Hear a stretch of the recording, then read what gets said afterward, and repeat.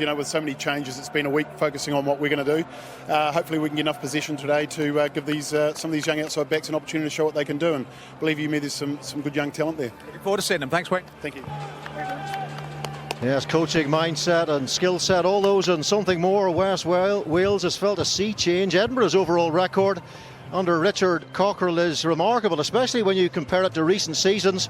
But Edinburgh have lost 2 games in a row at home, out of Europe, and then nobbled by Ulster, their nearest challengers for a playoff spot.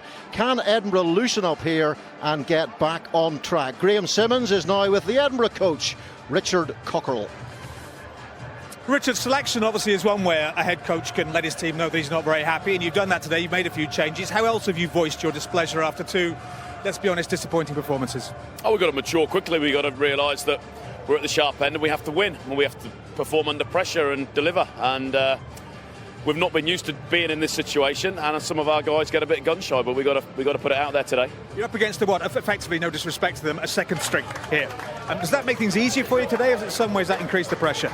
Oh, for us it'll increase the pressure because we're probably supposed to win. If they bring their full side, we'd be underdogs, and that suits us. So look, some of our players have got to deal with that, and we've made it very simple this week. We have to turn up, we have to play to our potential, and we have to win. Good talking to you, Richard. Thank you. Cheers, mate. Well, Edinburgh's rock and roll season, while being a season of improvement, could yet roll to a dead end. This is such a huge game for the capital city, and Edinburgh have conceded 6 tries in the last 2 games, both at Murrayfield, and scored just 1. The hard-built collective spirit has maybe felt the first erosive crumbles.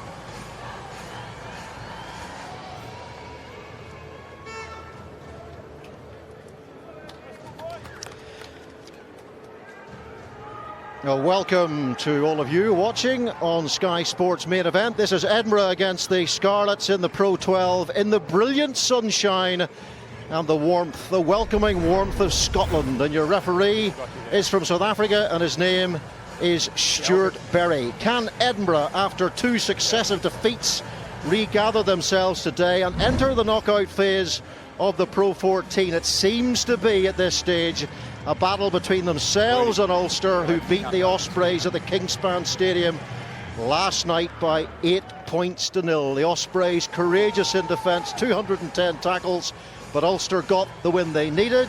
Can Edinburgh get the win that they need this afternoon? Dan Jones gets Scarlets underway. 13 changes, remember, from the side that beat Glasgow last week. Off goes Dougie Fife, who scored a try after 10 seconds against Connacht a few weeks back. It was the fastest try in pro rugby history, but not today. Perfect conditions out there. Carry from Simon Bergen. WP Nell has been dropped. He's fit. He could have been selected if Richard Cockerell had so wished. Magnus Bradbury, what a prospect he is, and an excellent first carry from Bradbury. Well, I talked about the young thrusters on the Scarlets bench. Edinburgh have got 1 or 2 of their own. Bradbury, for example, Blair Kinghorn, another. Hidalgo Klein with that clearing kick, and Dan Jones with plenty of time. And off goes the son of Kingsley Jones, the former Dragons coach, the current Canada coach, Rhys Jones. And Magnus Bradbury is back there in that space. Blair Kinghorn has made over 1,700 metres this season, which is more than Stuart Barnes ran in his whole career. It's the thinking that counts, it's not just what you do, Robbo. That's your mark. Bradbury first carry, very impressive. Richard Cockerell made him captain in his early days before the off-the-field problems, but he is a man of real young talent. I expect him to be a big name in Scottish rugby for years to come. Ryan Elias with the line-out throw. Ken Owens, one of those 13 players being rested for that gargantuan game at the Aviva Stadium against Leinster next week. And that victory for Ulster here with the try bonus points certainly helped the Scarlets in terms of what they could do with their selection for this game. The Scarlets know that if they beat the Dragons in their final match at the Principality Stadium on Judgment Day, they'll have done enough for a home playoff place, home quarter-final barrage, call it what you will. Off goes Duhan van der Merwe. 100 kilograms of prime South African beef, the Adonis of the Athens of the North, they call him. Oh, and almost Varndell with the intercept there. Knock on, Ernie. He was spotting it, he was sharp, and he nearly got his hands fully gripped upon the ball. Thought Varndell was away there. There's certainly no danger of that being a deliberate knock-on, was there? So close. Advantage over from the knock. Sam Hidalgo Klein for Jaco van der Vault. Here's Blair Kinghorn coming into the line. Runs like a zephyr, certainly did against the Cardiff Blues. He beat their defensive line with some ease in that game. Kinghorn, who was capped in the Six Nations on the wing against Ireland, scored a try. And here is Jamie Ritchie with the carry. Remember, no Hamish Watson out with a shoulder injury, and John Hardy with a back problem. Hidalgo Klein, long way downfield, taken by Rhys Jones, a man with considerable sevens experience, and selected ahead of Tom Williams today, who was fit. Use it, 9. Alan Davis, 50 minutes of game time in the Six Nations. They have 3 decent scrum halves at the Scarlets these days. Gareth Davis rested as well. Kinghorn, what a pass that is to Duhan van der Merwe. 7 tries and 15 appearances for Edinburgh. He's been an excellent signing in terms of his ability to finish. Richard Cockrell says he still has to work on the softer skills, as he put it. Hidalgo Klein, van der Vault, now Ben Toulis, Scottish international, Australian born. And Hidalgo Klein looks for some space, finds some space. He just needs a cute little roll here, which he gets. 3 minutes and 2 pieces of exceptional play by Edinburgh. First of all, the hands of Blair Kinghorn. Wonderful. It's not quite Finn Russell against England, but that's a great pass. And that's turned into a really good play by the quality of that kick from Hidalgo Klein. Brilliant. Good line out. May yet escape from Release Black. Slightly concerning position. And they've gone through their set nice and precisely, and Dan Jones clears.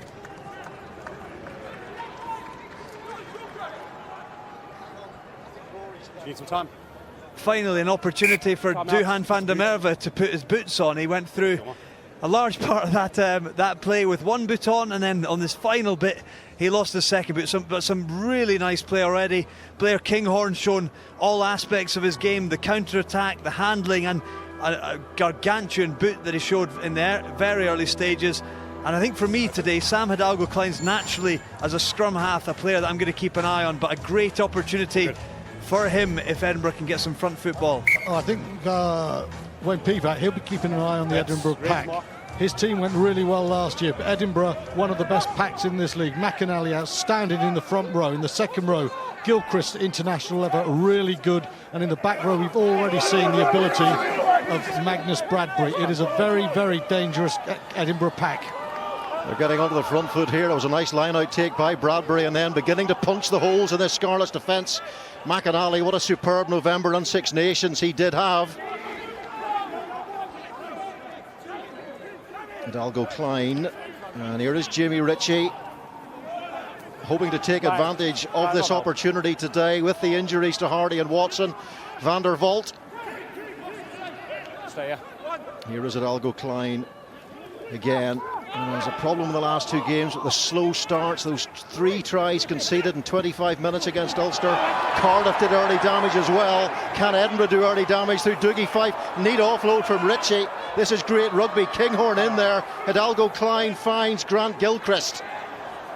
This is pugnacious stuff from the Scots. And they need to be pugnacious throughout this game today to get themselves right back into that playoff mix. But they've got to control the ball a little bit better than that. And they've managed to regather. In comes the experienced Dougie Fife, Scottish international. Bradbury for Cornell Dupre.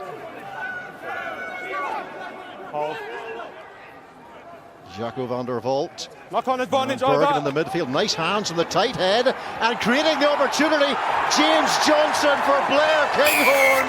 It looked forward from here to Kinghorn. But certainly the Scottish players, that Edinburgh backline, were in the right place at the right time. And what soft hands from Bergen, but was this forward? Kinghorn has been a threat, and whatever he does, that looks forward there. We need to see the other angle. Does it go forward off the hands? If it does, it doesn't matter about the ball. To me, that is a forward pass.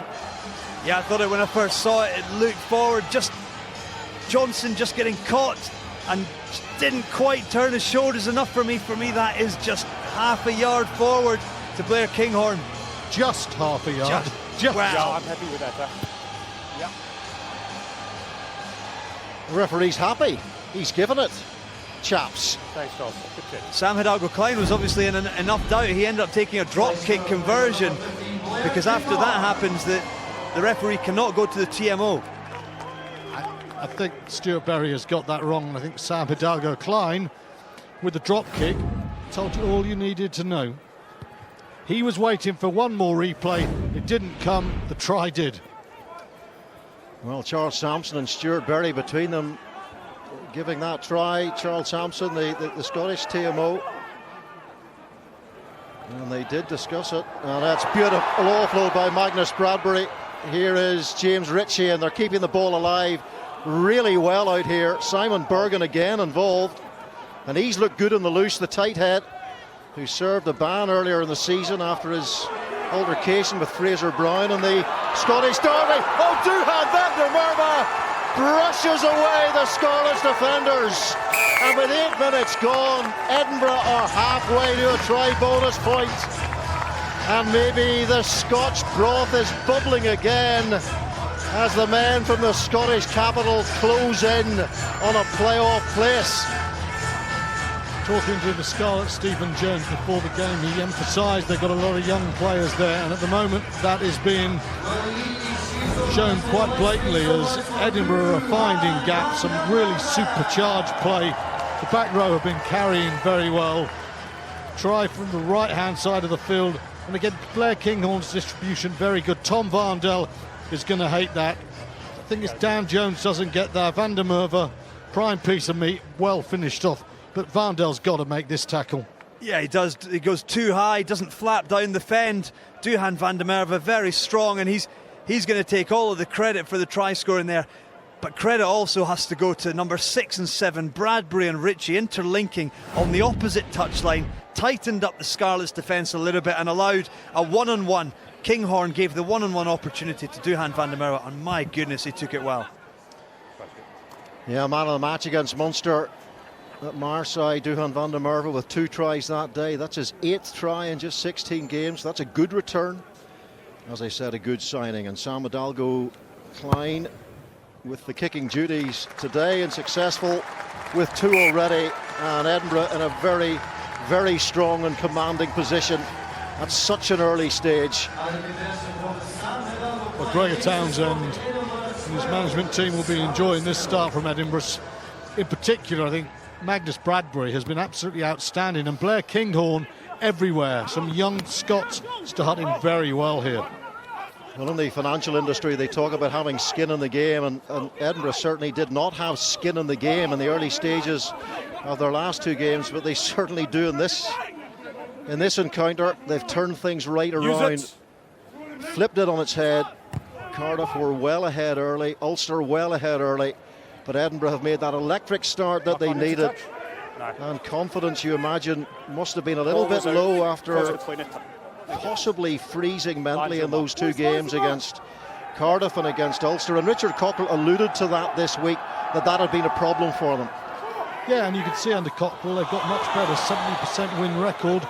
Question marks now, but they've rebounded really well. Psychologically, they'll be feeling in a pretty good place. Oh, then the knock-on by Dan Jones, the fumble. Perfect conditions, and they've got the turnover ball. They're looking to go here through Gilchrist. Here is Jaco van der Walt. There's space in behind. And again, it's another excellent kick. We talked about Kinghorn and Bradbury, some of the young Scots going so well. But the half-backs, haven't they started well, Rory? The box kick-in of Hidalgo-Klein, the kick into the corner. Now Van der Walt put in an absolute beauty. So much of this game, the Scarlets are starting from their own 5-metre line under pressure. Very much so. Edinburgh playing with tempo, high pace, but ultimately accuracy as well. And that's so key, and has given them this platform in the early stages. And Edinburgh live on 2 fronts 2 weeks ago, and in April that's a rather fresh concept in this part of the world, and maybe they got the heebie-jeebies, but no sign of the heebie-jeebies from Edinburgh so far today, and nearly nipping in for a 3rd try there, and in the end it's good work defensively from the youngster Ryan Conbeer. Dan Jones has been really good this season. He's played 10 and played some great stuff, played in that win at Bath. But he's missed a tackle, he's been charged down, he's shaking his head, and just at the moment, the Scarlets look really rattled, and I think it's symbolised in none more than this guy who they expected to be a key man for them today. Dan Jones starting those final 2 pool games in Europe against Bath and Toulon. The game in Bath, possibly Scarlets' best away performance of the season. Dan Jones very central to that. Looking for the win through Ewan Nicholas, who is playing in the centre today. Scored 2 tries on the South African mini tour against the Cheetahs and the Kings when he played on the wing. Steve Cummins with the carry. Scarlets haven't seen too much ball so far. Alan Davis back to Dan Jones. Can he find some grass? He can, but he also finds the danger man, or one of the danger men, in the 20-year-old Blair Kinghorn. Mathematically, Edinburgh can still catch and pass the Scarlets and nick a home playoff place. Edinburgh 6 points adrift, 2 to play. Scarlets, of course, so pleased that Edinburgh lost last week, because it does mean they can field a second team today, and they'll still have, after Leinster, the Dragons at the Principality, and they win that and they'll be into the semi. So they're still in a very good position, but not at the moment. Edinburgh doing a lot of things right in this game so far, and off goes James Johnson again. Here's Blair Kinghorn in support. Jaco van der Walt finding a spot in that wide channel where Rhys Patchell found himself for that second try for the Scarlets against Glasgow last week. How well did Rhys Patchell play? Very close to winning Stuart Barnes Man of the Match award. Rob Evans getting the shout in the end. And Rory Lawson, who don't mind. Kinghorn, a really good start. I like the fact as well, some good straight lines as well. And Kinghorn, he's a very elusive character, isn't he? Powerful. Rangy runner, long stride, tough to get a hold of. Often long behind as well, please.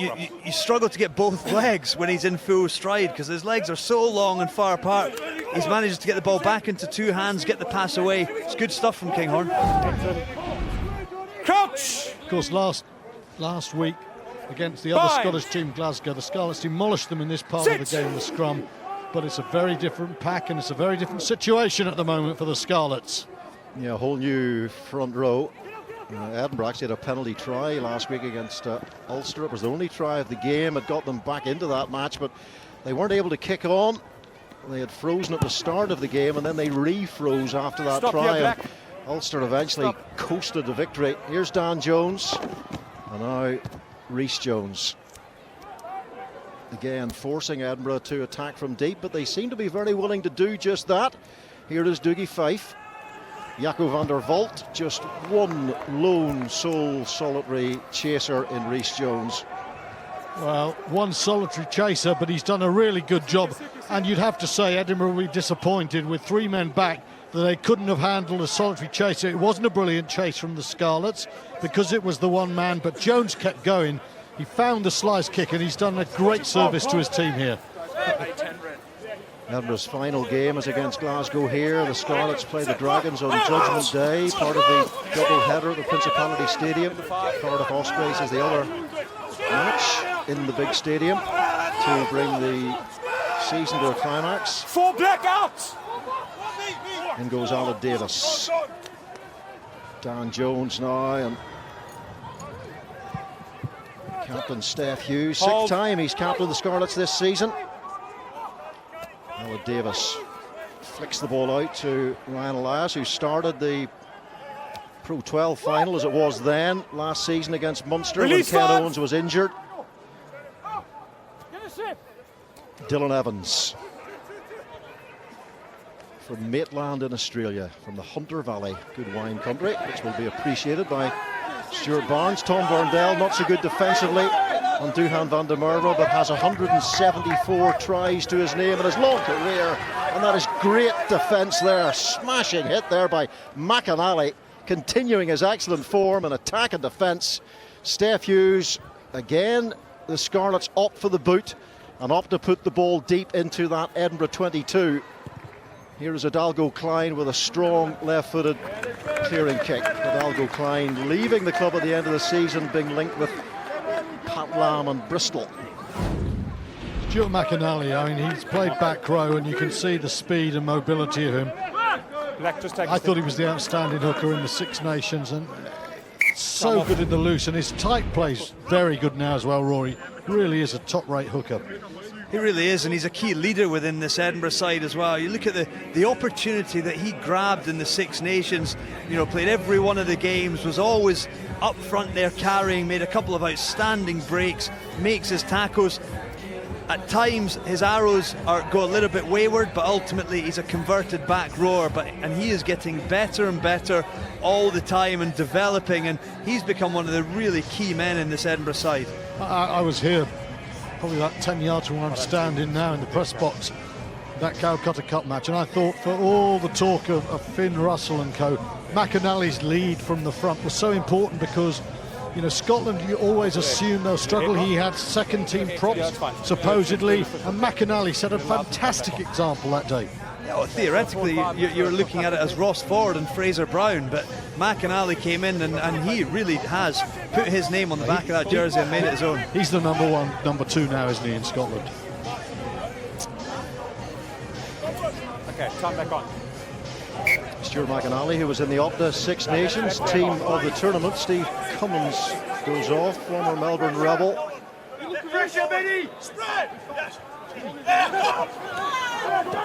And he's replaced by Josh Helps, one of the youngsters on that Scarlets bench. It's an HIA for Steve Cummins. Been a good signing from Australia, bringing a bit of experience. Alan Davis now. Here's Dan Jones, pulls it back for Steph Hughes, and then Ewan Nicholas. He showed decent footwork there in those tight confines. Alan Davis, Dan Jones now, and here's Evans, Dylan Evans. Alan Davis once more for the skipper to Nicholas. Attempted clear out there by Will Boyd, who lifts a leg, but not illegally so. Jones, shorter ball this time, and Edinburgh defending their line pretty well, trying to maintain that integrity, and it's Rollins on the outside, playing in the back row for the first time this season, usually in the second row. Scarlets at least now getting some ball to play with, and we know how dangerous they can be when they get possession. Rhys Jones with the carry. Hold. Alan Davis, Dan Jones. Backwards and then forward. Elias, but they turn it over here. Jaco van der Walt, he's got support here. It's Sam Hidalgo Klein. Duhan van der Merwe, he's not going to need him. Sam Hidalgo Klein all the way. And Edinburgh have blitzkrieged the Scarlets here in the opening quarter, showing a lot of fast twitch muscle fibres out there and looking to put the Scarlets away here. Well, turnover ball is so important. The Scarlets, for the first time, had some concerted attacking ball, a bit of possession. They get ripped over. I think Bradbury is heavily involved again. And then Van der Walt, we've seen some lovely kicking from the fly half. Superb break. Carry on from Elias. Yeah, Bradbury just strips that ball, alert to get it. A nice dummy. Good play from Van der Walt. That's a super piece of play.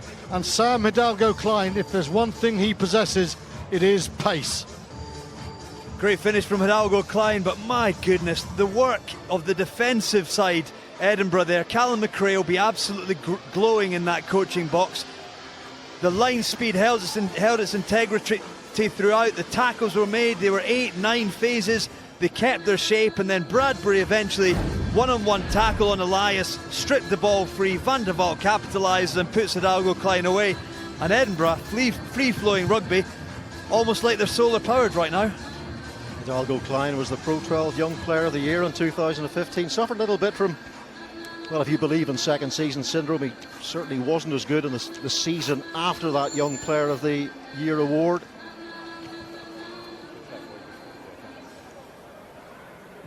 But this back row, you look at Magnus Bradbury and Jamie Ritchie, missing Hamish Watson and John Hardy, but Luke Crosby on the bench as well. I talked about young thrusters in the build-up. There's plenty of those around this Edinburgh back row. technically they're very good. Yeah, we're here with Faster than the Scarlets at the moment. Fleet of mind.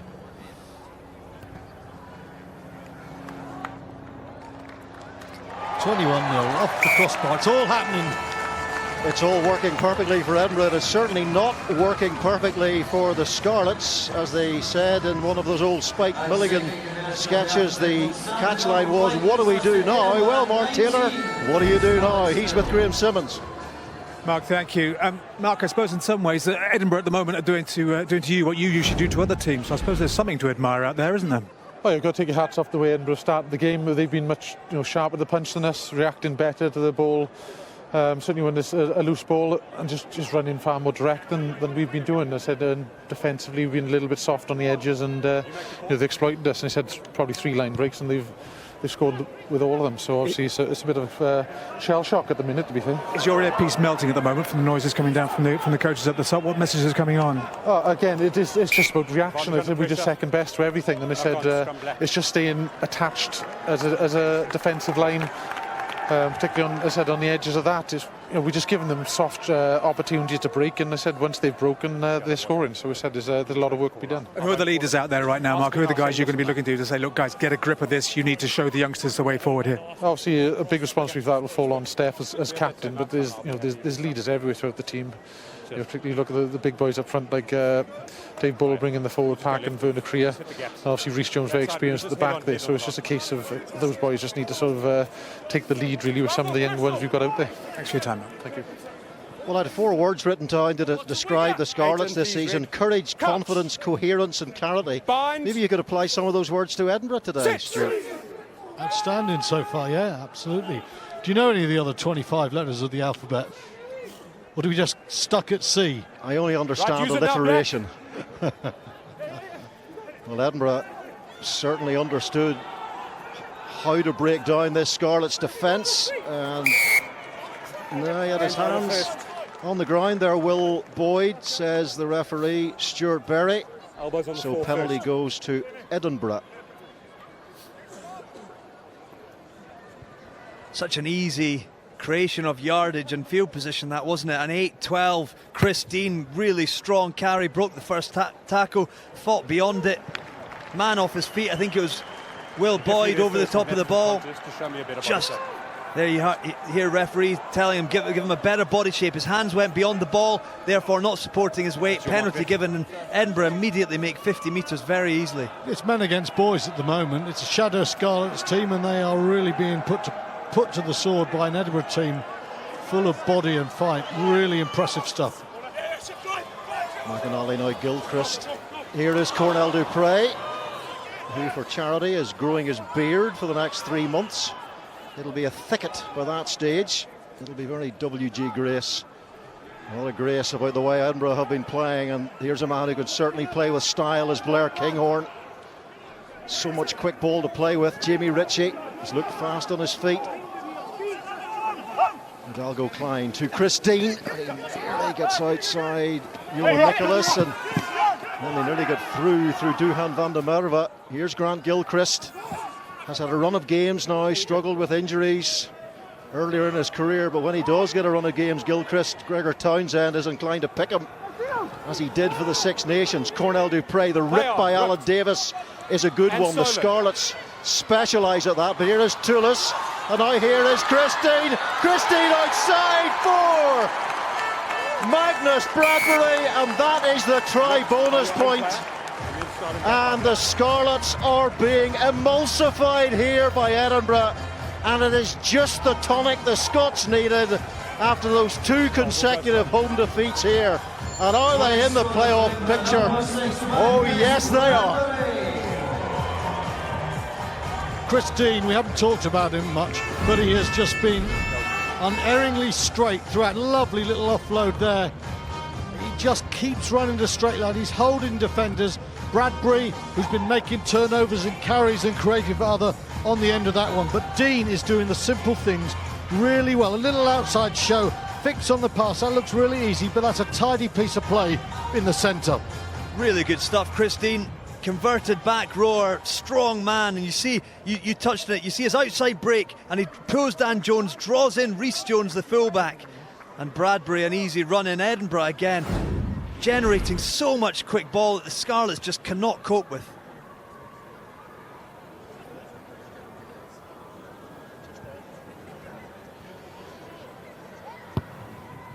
Sam Hidalgo-Klein with the conversion, and Graham Simmons has some top-class information for us. Breaking news? Well, no, not really, Mark. Not breaking news, but a bit of sort of nerd stats here for you. My notes here say Leinster against the Southern Kings, the fastest try bonus point of the season so far was 23 minutes at the RDS Arena on the 23rd of February. That was 23 minutes and 16 seconds I made that one, so there's going to be a scrap to work out who was actually the fastest try bonus point of the season. That is very nerdish, but I think it does qualify as breaking news. It certainly excited us up here, and it'll certainly excite Edinburgh, because at the moment, at this stage, 5 match points in the bag, long way to go. It's going to take some comeback for the Scarlets. There's a lot of height on that kick from Jaco van der Walt. Dan Jones is underneath it. Support from Rhys Jones.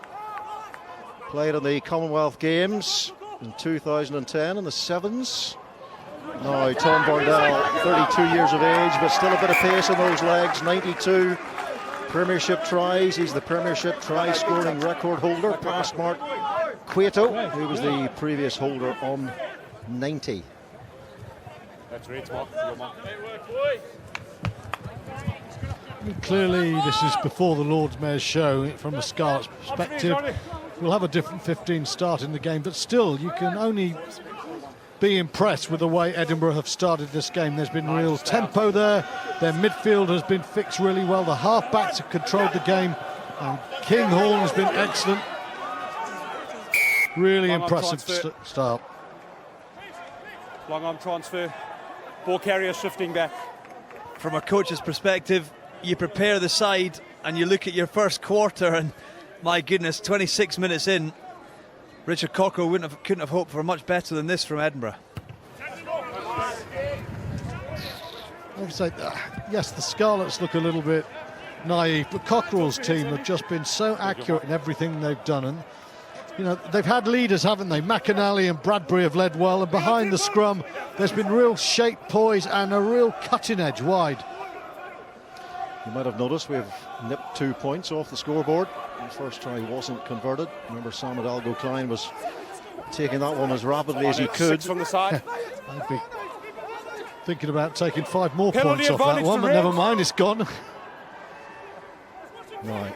Is there a response from the champions in the 13 minutes before the break? There's maybe a chance for some width here. Vardell pops up in the line. Tom Vardell for the corner! Scores his first try for the Scarlets, and the 175th try of his career.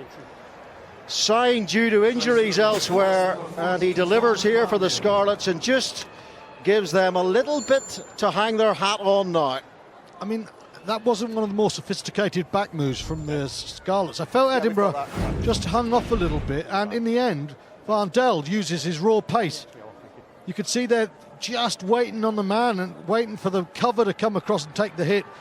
You've got to come in on Vardell now. Dougie Fife has just given him the channel, and you don't do that to Tom Vardell. Yeah, I think when you actually look at it, it's the speed of ball. Aled Davis, when Dan Jones gets that ball, he's got Johnson in front of him in the 13 jersey. It's still probably a 3-on-3, as it was. Blair Kinghorn thought that Dougie Fife would take the space away from him, ended up getting on his outside shoulder. Kinghorn ends up lateral off the back of it, and Vardell finishes. Just a bit too lateral, just a bit too static defensively. Someone had to come up and put the heat on Vardell. You don't do that, he'll do what he's done through his entire career. Dan Jones has kicked really well this season when he's been given the opportunity, when there's been no Lee Halfpenny or Rhys Patchell as an option. Dan Jones, 11 from 12 against Bath and Toulon, under a lot of pressure in those 2 games. And took his opportunities off the tee and with ball in hand. 9-point swing for the Scarlets. The missed drop goal and the 7-pointer gives them something, as you said, Mark. Here he is again. I mean, there may be no Lee Halfpenny and there may be no Rhys Patchell, who are being held back for the Aviva Stadium, and that epic game against Leinster next week, which you'll see on Sky. But you can see Scarlets do not lose anything when it comes to regular Pro 14 rugby. Dan Jones, 83%, above Patchell, above Halfpenny. Outstanding record. And 41 from 48 in the 2 competitions for Dan Jones. His 13th start of the season in the 10 jersey. So building his own body of work. Here's Magnus Bradbury, good body of work in this game from the blindside flanker. Obstruction. And there's an obstruction in midfield. Number 8 in front of the ball, and then creating a in gap. very shrill fashion by Black, Stuart obstructing Berry, in who's front got of the a particularly loud whistle. He always looks to me like a man who's just discovered a parking ticket on his windscreen. Doesn't smile much.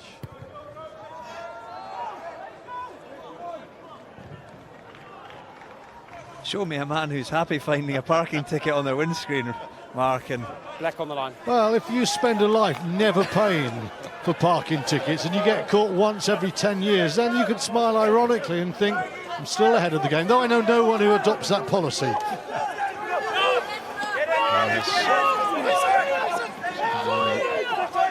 Scored another try before half-time, and it's painting a new picture here at Murrayfield.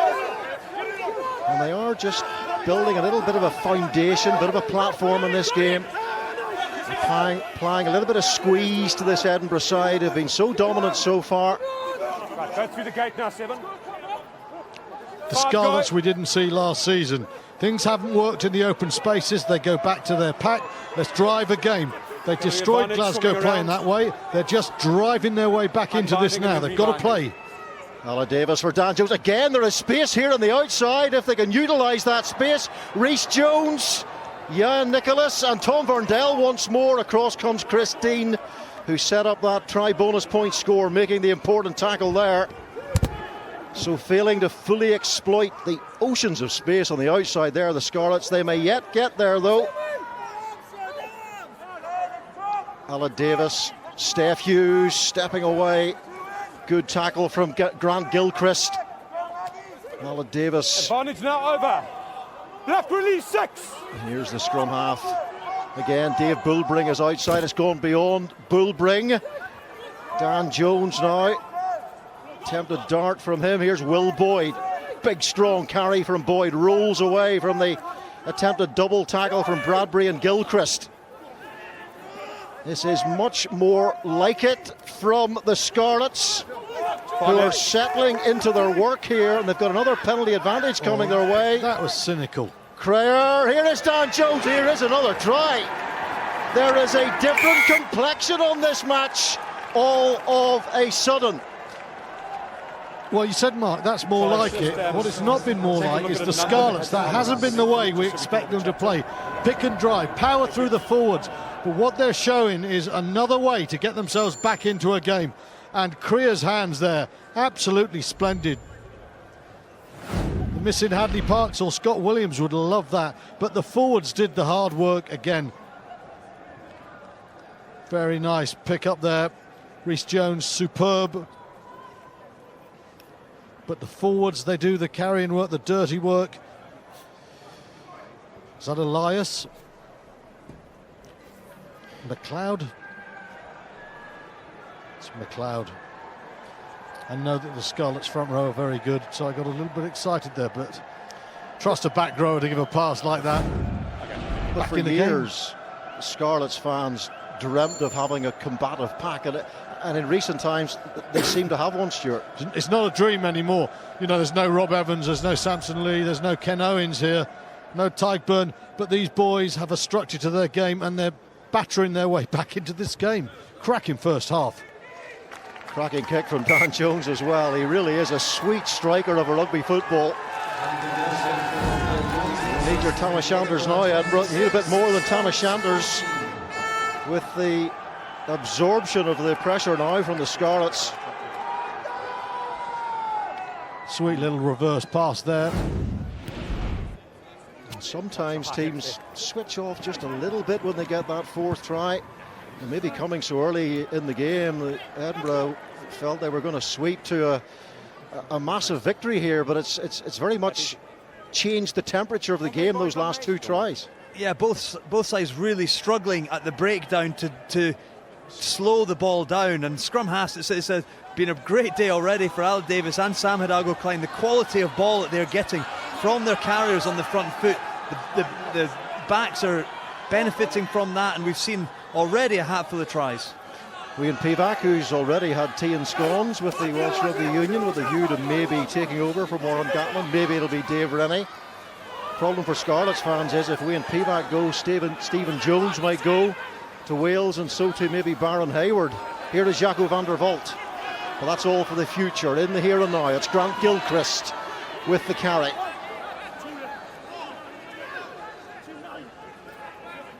Need to get themselves into the ascendancy again.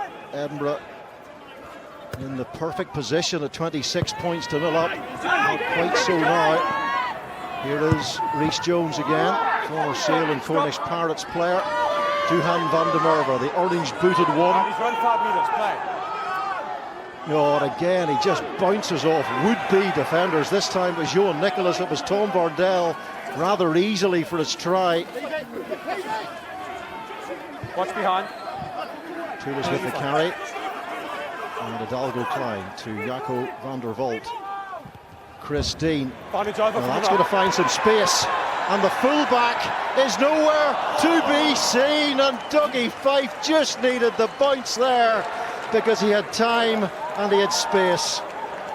Dean did everything there except stop it on a sixpence and spin it backwards. He saw it was on, the Scarlets were stretched, the kick was really good, but sometimes, you know, you just need the bounce of the ball and a bit of luck, Rory, and not this time. I think we both thought he was going to waltz in. When I saw that first kick, I thought Dougie Fife had the chance, but it was just a yard and a half away. Ball bobbled into touch. Alan Davis, another crisp line out from the Scarlets. Tackle, release.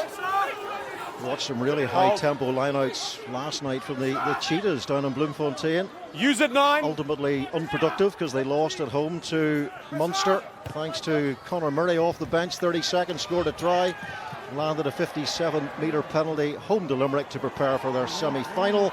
Thank you very much. And off goes Kinghorn again. He just breezes past defenders. Duhan van der Merwe, he takes the more physical approach. Now James Johnson.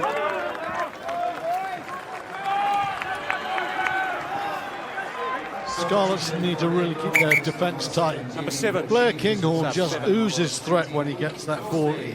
He's got a raking stride, hasn't he? I love his attitude. He always looks to take the ground away and go at the defence straight away. Some fly halves, some fullbacks, when they get the ball, they look up, look around them, dilly-dather a little bit, or put in a long pass that gives the defence the chance. He just goes at the defence, and he's so dangerous to bring down.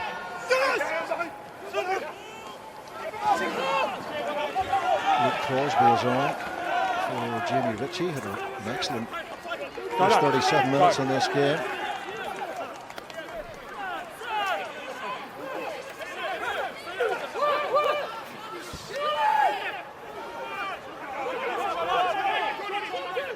Stay. Scarlets have drawn 1-1 2 of their last 6 league games. But 4 of those were in that Six Nations window when they were really stretched. At one point the Scarlets started 10 players in a Six Nations game, and it looks like what's the injury? Dead leg, thigh strain. Doesn't look like he's going to be back anyway. It's officially listed as tactical. Can you believe that? The mere semantics of words. A tactical dead leg, sir.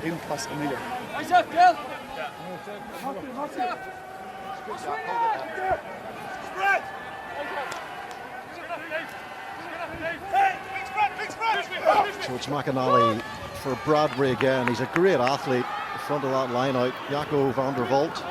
Outside Dean. And here is Kinghorn again. What an offload. Dougie Fife. Hauled down short. A sensational offload from Fife to Duhan van der Merwe, who tracked across quite brilliantly from the left wing. Another one of those punishing carries from those big forwards. Play on, says the referee. That's legal. And the Scarlets might get out of here now, just when it looked as if Edinburgh may penetrate again before the break. found a bit more tenacity, Edinburgh, since Scarlets scored that second try. Oh, my goodness, they needed it after the shock of that score. Scarlets relieved just to withstand that storm. It has to be said as we approach half-time, Edinburgh hasn't always been regarded as the epicentre of entertaining rugby in Pro 14 rugby, but there has been some stunning attacking stuff today. Started with Edinburgh. The Scarlets have come back with some of their own, and what we're getting now is some really good defending again. Kinghorn, once again, we've seen him two-handed passes, one-handed offloads, such a threat there, and with Bradbury winning so much clean line-out ball, just a big threat throughout this game. Well, Stuart, the last 3 games, Edinburgh had collated 9 offloads, and they've got 10 in this game. Against Connacht, they had 1 offload, 2 offloads if you include getting off the bus. I think conditions are slightly better, and of course Murrayfield's in mint condition at this time of the year. But more than anything, I think Gregor Townsend will understand that Richard Cockrell has said to them, go and play. I think they were just getting a little bit tightened up. They were on that winning run, and I think they were pressurised by it. Now they've been told to go and play. And it has to be said, the Scarlets are not at full strength, so there's not the same defensive intensity, but Edinburgh have taken massive advantage, and they played a brilliant part in what has been a thrilling first half. Just wait for the... There's the twisted knee there. Yeah. He doesn't look too sharp, does he, Blair Kinghorn? He's hobbling off. What a shame, and that's a contender for man of the match gone, Robbo. Where do we go now? Here's a man who's won a few man of the match awards in the past, okay, Mark Bennett, Rio silver medalist in the Olympics when GB lost to Fiji in the final. But yeah, going forward for Kinghorn, if that is a nasty enough knee injury with the 1872 Cup game against Glasgow here, and maybe playoff matches as well, Kinghorn is a man that they need, because he provides that attacking sharpness in the back line. Now here's a great bit of carrying and maul work now from Edinburgh. Stuart McAnally at the tail of it. Bradbury has been such a beacon, hasn't he, in the set piece. His line-out work has been brilliant. Scarlets haven't taken him on, and they've allowed Edinburgh to drive off him. That's Big Ben Toulis. Fraser McKenzie had been captain, but dropped from the 23. Jaco van der Walt. Outside side entry from Edinburgh. And that will, unless Scarlets decide to go, well, maybe they will. They'll pump it into the corner. They can do if they wish. They have that option. Let's see. Well, why on earth not?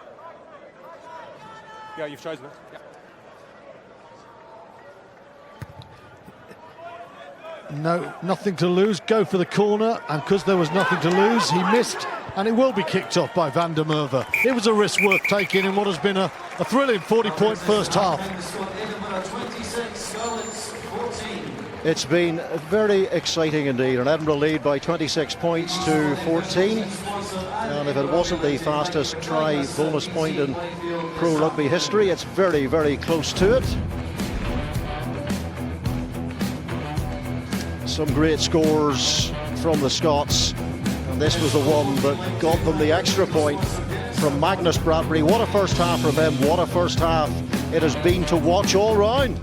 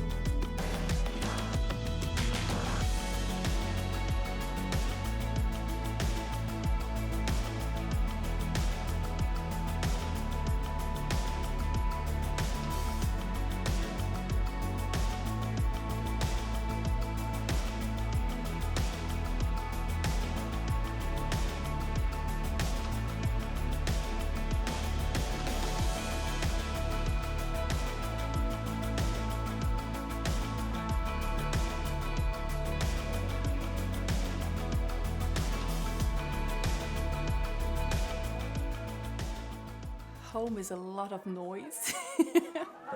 Good noise. Home is having my children with me. It's my favourite place in the world. And when you have a very sick child in hospital, that is just ripped away from you. It's heartbreaking. All you want to do is be there so they can hear your voice. When families find themselves with a seriously sick child in hospital, the first thing that they need is somewhere to stay close by. Walking into the house the first time, it felt like home. It was like a family, a very, very big family as well. When I was in hospital, having my mum and dad by my side made my journey 1000% easier. To anyone that supported the house, I just want to say thank you. Without you, we wouldn't have been able to stay with our child while she was in hospital. I can't really put into words how much it means. Massive thanks from all of us. Thank you. You made a huge difference.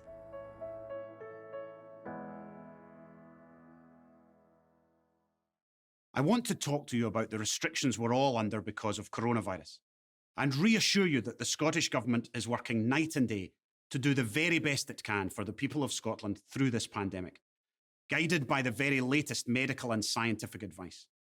Every single life is precious. So before we can think about lifting or lessening any of the restrictions, we must make sure that we can keep everyone safe. There are some early signs of hope, but if we lift restrictions too early, we could see a rise in cases that would risk lives and overwhelm our NHS. You've been doing a great job of following the advice and staying at home. You're saving lives every day, but it is vital that you stick at it to slow the spread of the virus so we protect our NHS and keep more of our loved ones safe. Thank you for everything you're doing to help.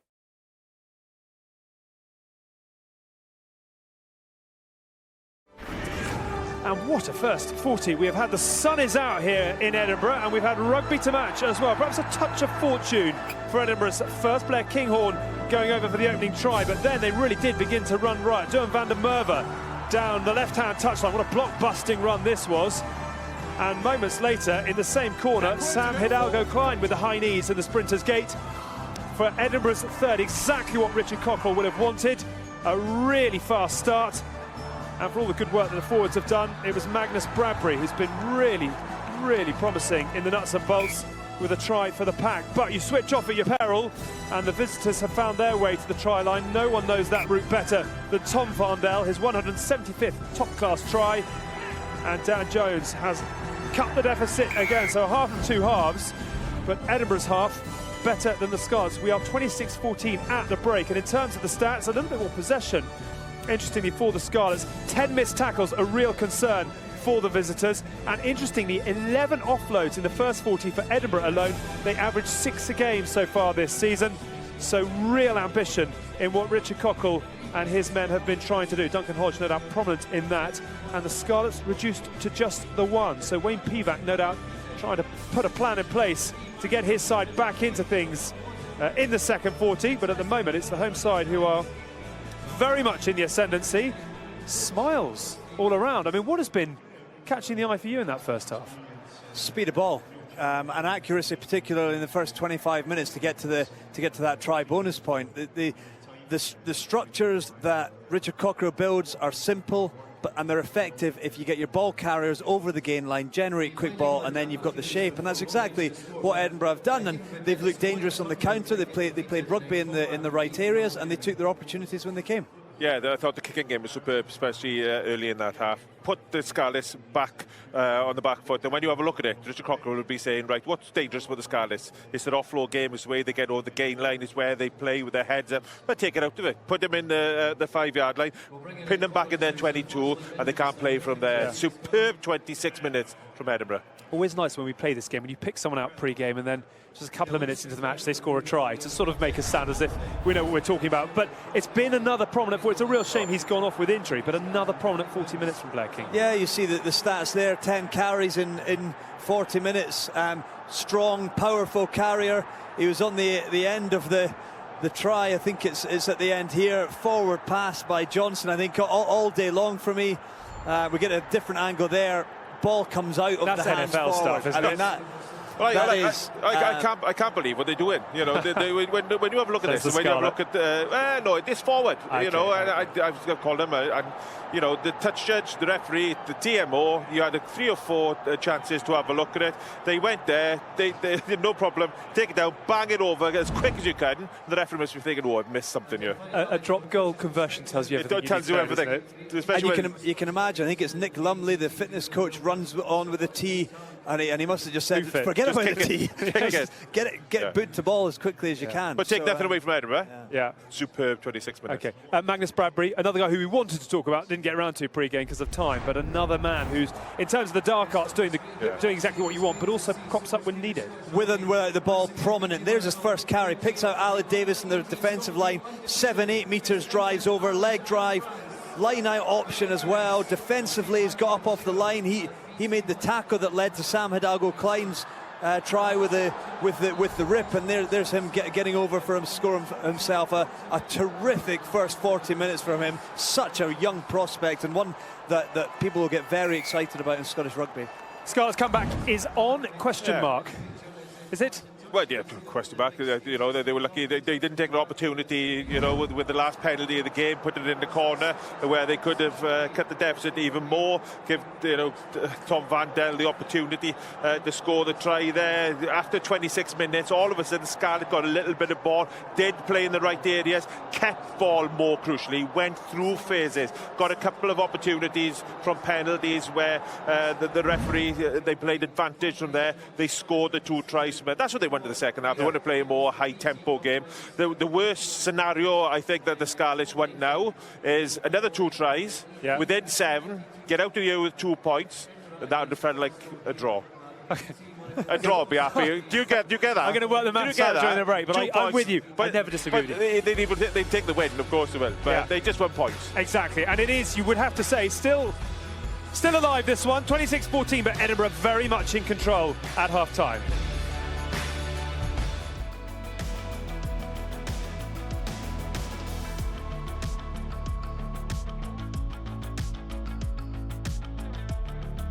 When you're in hospital with your child and they're ill, you're hearing the machines beeping. During the night when you're sleeping next to your child, nurses will come in to check blood pressures, to check machines. There's always noises in the background and there's no home comforts there, and it's really hard. I mean, I had stayed there no longer than sort of a 3-week period, night after night after night. There's some families that are in there for months. And the parent will sleep on a fold-up bed next to their child, and to get a break away from that, to get a break away from those noises and that environment, and to come to somewhere so peaceful and so tranquil is just amazing.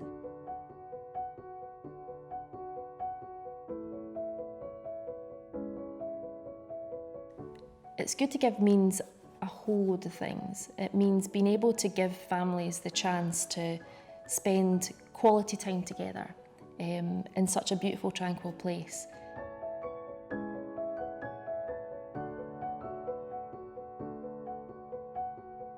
It's inclusive, so it's not just the young cancer patient that is supported, it's the whole family around, and I think it's amazing what the charity does, and I'm really proud to be part of that. Shona is a volunteer for the Good to Give charity and gives so much to families in need. She plays her part, and now it's up to you. Every family is different, but you've got one thing in common, and it's childhood cancer, and that it's a horrible thing to go through, but knowing that there's families out there that are in exactly the same position as you, and that you're able to help them is a really great thing. Give what you can, because people like Shona really make a difference.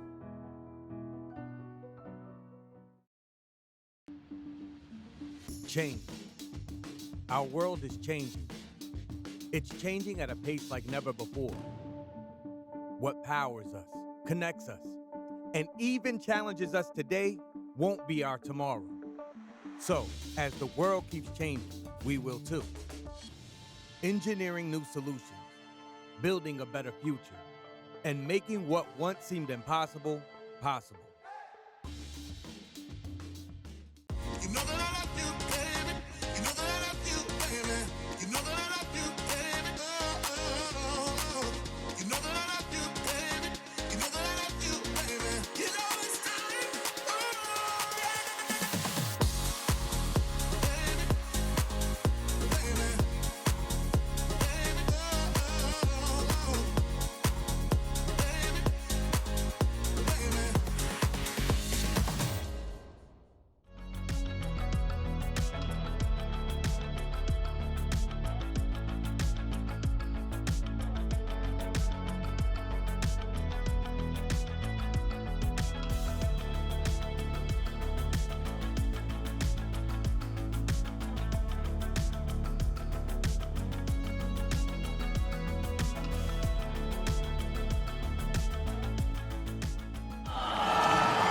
Well, 6 tries on a sunny day in Edinburgh. What more do you want apart from a tour of the castle, a wee dram, and maybe a visit to the haunted castle and a night at the Fringe? But Edinburgh, try bonus point early doors, and then the Scarlets say, you think it's all over? Well, think again. They got out the Stanley knife and cut through the Edinburgh defence to give us a live second half. But sure, you've enjoyed the way Edinburgh have played? I've enjoyed the way both teams have played. I mean, Edinburgh have been a revelation, no doubt about that. But I like the way that the Scarlets were being completely outplayed, and they tightened up their game. They used the forwards. They've showed the other side to the Westphalian game, and it's got them back into the game. At 26-0, you thought it would take a miracle for them to win this game. At 26-14, they're underdogs, but they do have the momentum, and I think we have a really outstanding second half in store. Well, Scarlets, one of the impressive things about them, maybe last week, certainly during the season, is that the tactical variety they bring to a game. They keep the opposition guessing, and they had Edinburgh guessing towards the end of that first half, just when they thought they might have put the Scarlets away, this weakened Scarlets side, but no such luck. Off goes Dougie Fife, was very close to a 5th try for Edinburgh. Off goes Duhan van der Merwe. He is so strong, powerful, and almost, for a man of his size, waspish when he runs with the ball. He can certainly beat defenders, and he is quite a finisher. Here's Christine. Showed some excellent running lines in that first half. And off goes Jordan Lay, the Samoan international, who signed for Bristol next season. We'll work under Pat Lam and their new forwards coach, a certain John Muldoon, who finishes up with Connacht this season. Hidalgo Klein, Jaco van der Walt. Here is Mark Bennett, dropped from the side last week, and the Scarlets turning the ball over. Brilliant work there. Here is Alan Davis now. Just pushes the ball into some space. Remember, no Blair Kinghorn now, off injured, so they've lost their starting fullback, Edinburgh. Now the difference is in the first half, the first 10 minutes or so, it was Edinburgh getting the turnovers 22 metres away. The Scarlets do it, and they do exactly what Edinburgh did, use their half-backs to kick the ball deep and put the pressure on the other side. Outside channel, Josh McLeod, the 21-year-old open side, got that turnover there. He's took a little while to get up off the ground, but a brilliant turnover, and he's essentially, with the execution of the kick, won himself 40 metres with that great piece of work on the ground.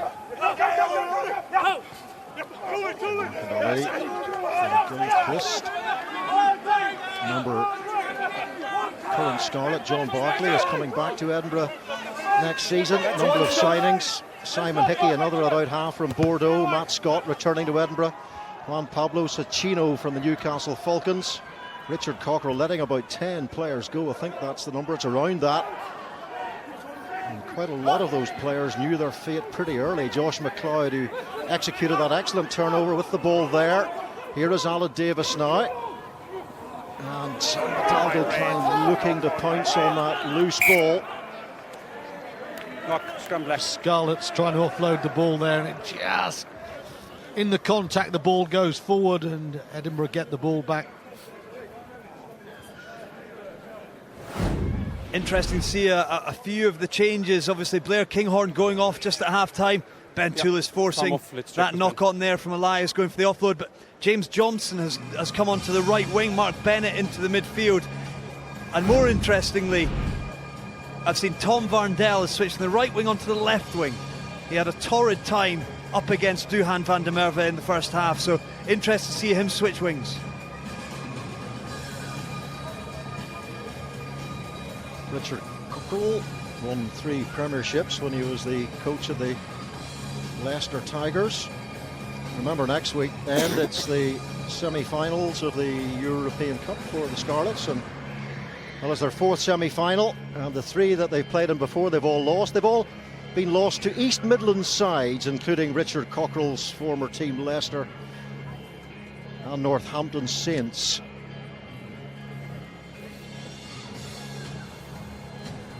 And I'm sure all of those Scarlets fans will be heading to Dublin next week, if they have tickets, of course, for the Aviva Stadium. And there we go. It's live on Sky Sports Action from 3 o'clock next Saturday. Leinster, 3 times champions. Scarlets in their 4th semi-finals. They say losing the previous 3. And Stephen Jones, now the attack coach here, was the starting 10 in all 3 previous semi-final defeats. Same pictures. Thank you. This is great. Epic afternoon ahead of them. Leinster, a very different team to last season. Scarlets, they were on a roll. Stephen Jones's men, an unstoppable role in the Pro 12. But Leinster, very much the form team at the moment. What we're seeing from the Scarlets, though, is a determination, a willpower, and an ability to play the game in any number of ways. Hidalgo Klein, short ball. Owen Dean fumbles, and Dan Jones finds Steph Hughes. Chance to counter here. Looking to work quickly in transition here. Josh McLeod to Rhys Jones outside, and then Corey Baldwin is on now. Another of the youngsters on the bench. Happy Dave. It's something that Stephen Jones and Wayne Pivac do work very hard on. It is transition from defence into attack and attack into defence. So both sides of the ball, this is when they get very busy indeed. Werner Kreyer, the Springbok, with 4 caps to his name. That's How nervous will Edinburgh get if Scarlets get another try after those consecutive defeats? Steph Hughes, oh, there's a gap through the middle of that Edinburgh defence there. There was no one to fill the hole. Cornell Dupre gets back eventually. Here's Dan Jones, floats it wide, and here is McLeod. We saw a really sublime offload from him for the second try for Dan Jones, but hustled and shuffled away by Edinburgh eventually. Edinburgh were dreaming of that touchline. They were being stretched to the limit there. Steph Hughes has been quiet today, but he cut a lovely angle through the middle there. And what we're having now, we're having errors, as you see there from Christine, that weren't being made in the first half. And suddenly Edinburgh are playing going backwards, and it's making all the difference. Lovely step off the right foot there. Dupree does very well, the number 8. That's a real back row scragging tackle. That was, just managed to reel him in just in time, but my goodness, Steph Hughes has actually impressed me in this game so far. Very direct, but quite elusive with his footwork, manages to drift off the pass, and Edinburgh got a little bit lucky there. They would have been very grateful to see Dan Jones throwing a missed 4 pass out to the space rather than giving the players in between the opportunity to put it through the hands, because it was on. Oh dear, Blair Kinghorn with his left leg there in a brace, and 10 carries, 68 metres. What an impact he was making on this game, and he might not make any more impact on this season. Well, there you can see some of the subtle touches of the man, and there's the injury where he goes down. Gets injured with a lovely offload. Fingers crossed for Kinghorn. Player with a big future. Gilchrist taking the line out. Richard Cockrell this week talked about the mental wobbles in the last 2 games. Too much worrying about the result and not enough present moment awareness, and good present moment awareness from Sam Hidalgo Klein. And then the kick perfectly into space. You just got to pick it up. Duhan van der Merwe, and you will score your second try. And maybe that will ease the mental wobbles in this Edinburgh mindset. That try could not have come at a better time. Well, Duhan, who has had a wonderful game, van der Merwe has really relished it. He's been making all the meters, but this is about Sam Hidalgo Klein. The dummy just takes his man away, and he's got such pace. And you see how quickly he looks to see where his support is off the outside of the left boot there. That is a delicate kick. He's giving Duhan van der Merwe all the time he needs. No weight on that kick. Beautiful play from the scrum half, a lovely try. Moment of genius from Sam Hidalgo. Klein picked his head up at that moment there. That was the kick through, beautiful kick. Saw that Duhan van der Merwe was against Alan Davis, and there was only going to be one winner of that.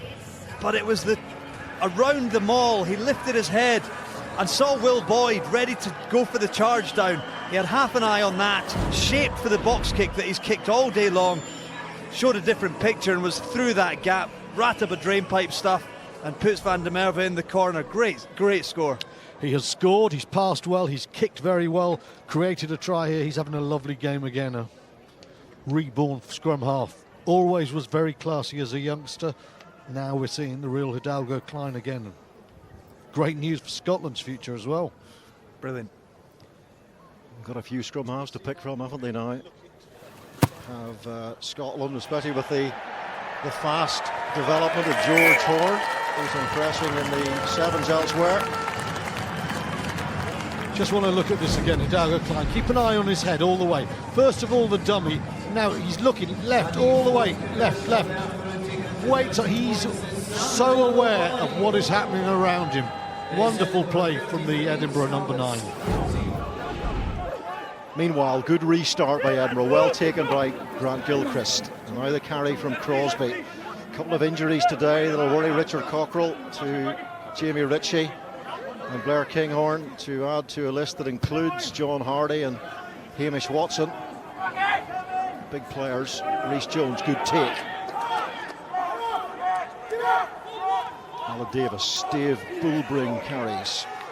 Massive lump of a South African who's really developed this play. And Magnus Bradbury, the ball's off the ground, and Bradbury, I think, with Cornell Dupre, has done some really good work in there, and they've managed to somehow smuggle the ball free. Taken on by Josh Helps, former captain of the Wales under-16s and under-18s, Tom Verndell. Crosby is back there. Dougie Fife has played at fullback, of course, many times for Edinburgh, including this season. He's slotted into that position now. He gets too easily away from Tom Verndell, not for the first time in this game. Okay. Cornell Dupre with the carry. Port Elizabeth born, but a Scottish international. And it's Hidalgo Klein with the kick. Is that going to find touch? No, it's not, but it gets the bounce.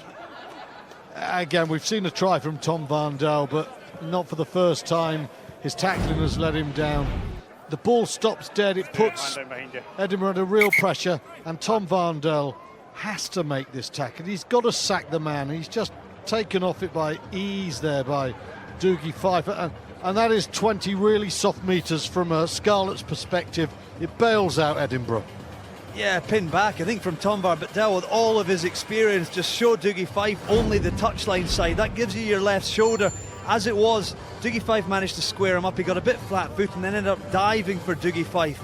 Rather than encouraging him towards the touchline and putting him out for a 5-metre line out, they find themselves 30 metres from Edinburgh's line. Edinburgh had won 6 in a row in the Pro 14 until they were unhinged by Ulster. Edinburgh won 6 in the league in the whole of last season. They've won 13 this season, 16 out of 21 in the 2 competitions. Richard Cockrell has certainly grown something. Well, they could finish below the Scarlets feasibly in this year's conference, yet get more wins, and that tells you just how well they've gone. They're closing in on the elite, aren't they? Will Boyd with a carry, good carry it was too. Alan Davis, Dan Jones, the inside ball for Josh McLeod. Blazing sunshine, wonderful day here in Scotland. Here is Dylan Evans now.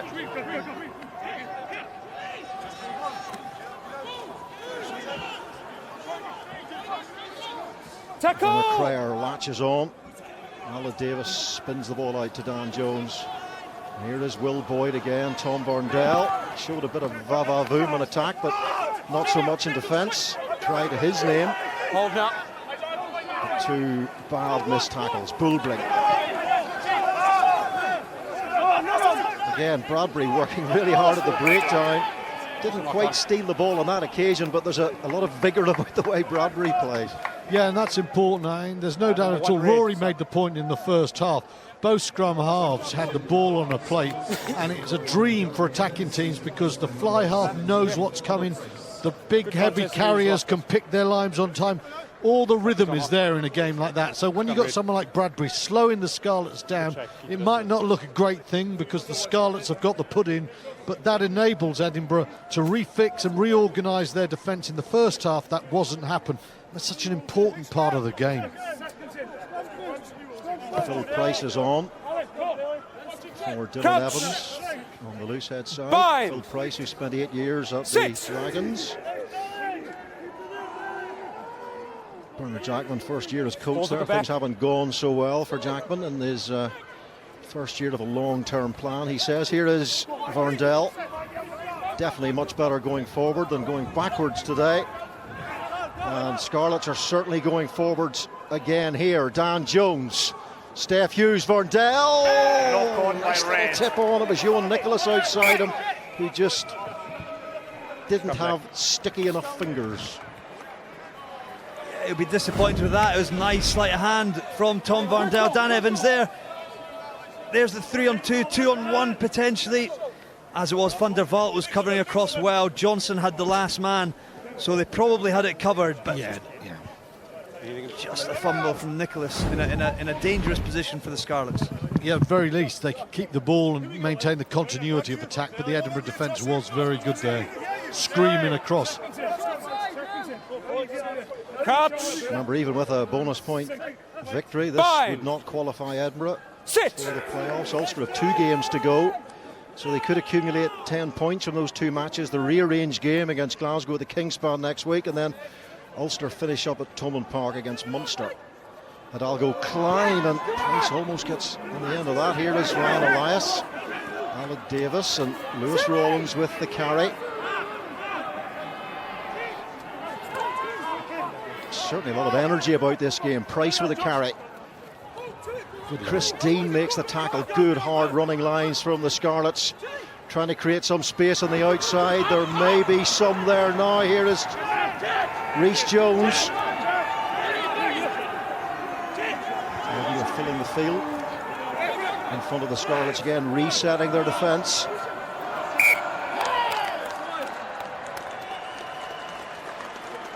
Just every now and again you think what that Scarlets could do for Hadley Parks, just to hold that line a little bit. The last 2 minutes there's been some nice play from the Welsh side, but Edinburgh have been able to flood across to the right and to the left and not quite being held in that midfield area, Rory. Yeah, it's just that final bit of cutting edge, isn't it? And whether that's match sharpness week in, week out, or just a slight drop off in quality, because that's all it really is at this level. But when you consider that there were 13 changes coming into this game, Scarlets have done really well to come into it. The first score of this second half was so important, and Edinburgh grasped it. Scarlets showing real fight to stay in the game, though. That was a good line, but then it just peters out a little bit, and you can see Edinburgh always in control of the defensive situation. The last 5 minutes, we've had a lot of territory and possession in the favour of the Welsh team, but Edinburgh have never looked as if their line is going to be breached. Scarlets have a decent away record this season. 6 wins on the road. Benetton in Europe, Ospreys, Blues, Kings and Zebra in the league. 21 match points away from home. In the Pro 14, that is.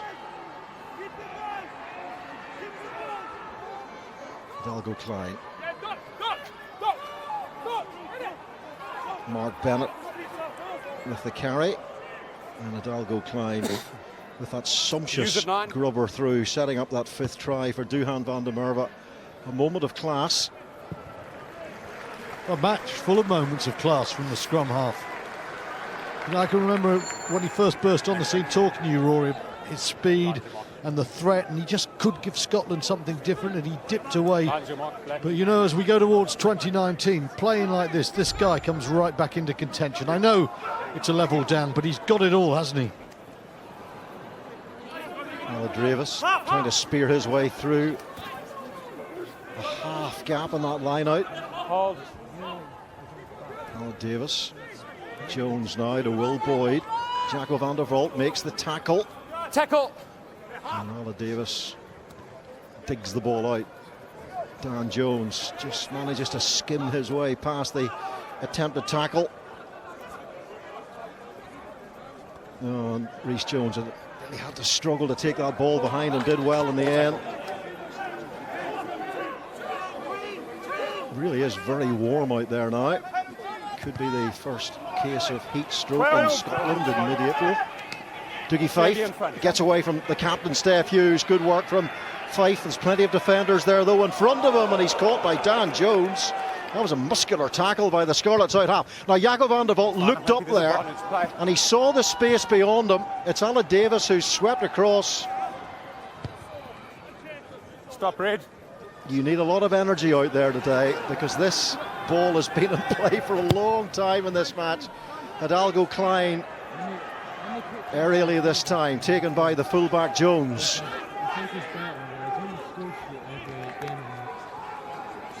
Ala Davis, Dan Jones, Johan Nicholas, Will Boyd and Josh McLeod, the two back row forwards, working well together there. But again, Edinburgh getting plenty of numbers across in defence. Wasn't too difficult for them to defend there. Good carry from Bullbring. Jones and Edinburgh just popping out of the defence there.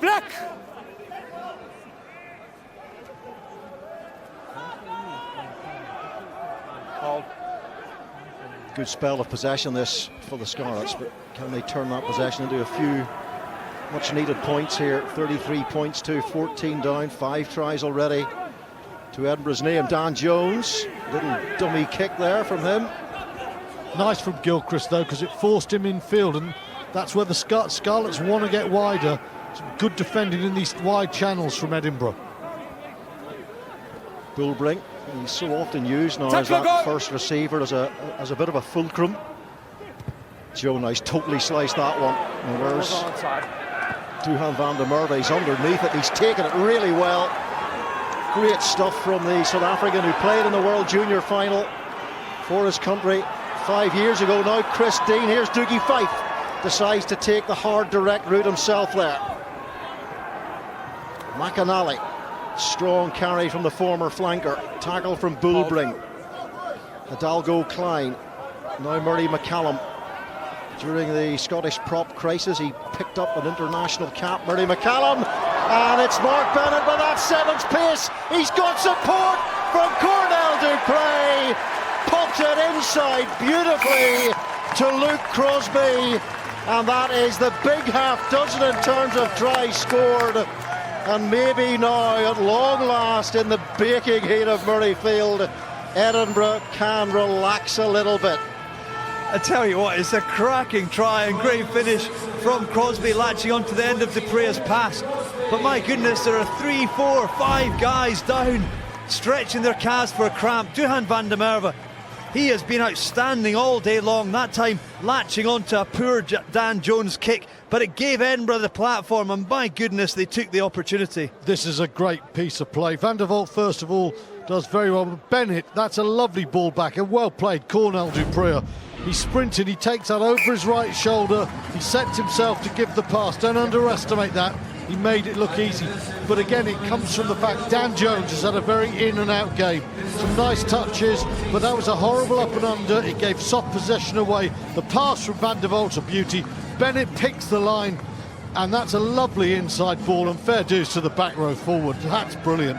Tell you what, I'd love to see the stat on how long that last play the ball was in play. It must have been 3-4 minutes. Exhausting stuff.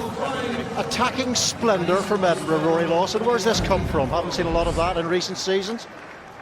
The rest of the world would be in a lot of danger if it was sunny in Scotland more often. I'm sure we're solar powered. It's only the weather we have to blame. A solar powered Scotland, come on. Set an example for the rest of the world, Rory. I love it. That is a fantasy. Corey Baldwin's carry. Yeah, we're getting on the 22 for Scarlets, so it's 16. Dan Jones, Steph Hughes just laying that pass beautifully. That's great work from the captain, and then support from Jonathan Evans, the replacement scrum half. started all 4 games for the Scarlets in that Six Nations window when they were heavily dissolved, so many players away with Wales, and Magnus Bradbury tries to collect the ball but just fumbles it forward. As you say, Rory, a lot of players going down with cramp out there, and a lot of players showing exceptional fitness levels as well.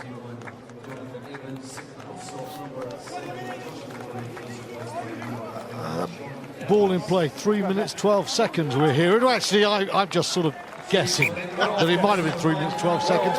And dare I say that we haven't seen the ball in play at Murrayfield with Edinburgh playing for 3 minutes 12 seconds for some time, Rory. Yeah. Certainly not with that quality. No. And Edinburgh defended for so much of that, probably 2.5 minutes at least worth of that. And 3 minutes 12 seconds doesn't sound that long in the grand scheme of things, but when you are sprinting around, making tackles, getting up off the ground, forwards, backwards, defending, and then you get the turnover, take the opportunity, you're breathing in the big ones, let me tell you. Here in solar-powered Scotland, I can see Nicola Sturgeon launching a campaign anytime soon. Hey, Lawson's talking about breathing in the big ones.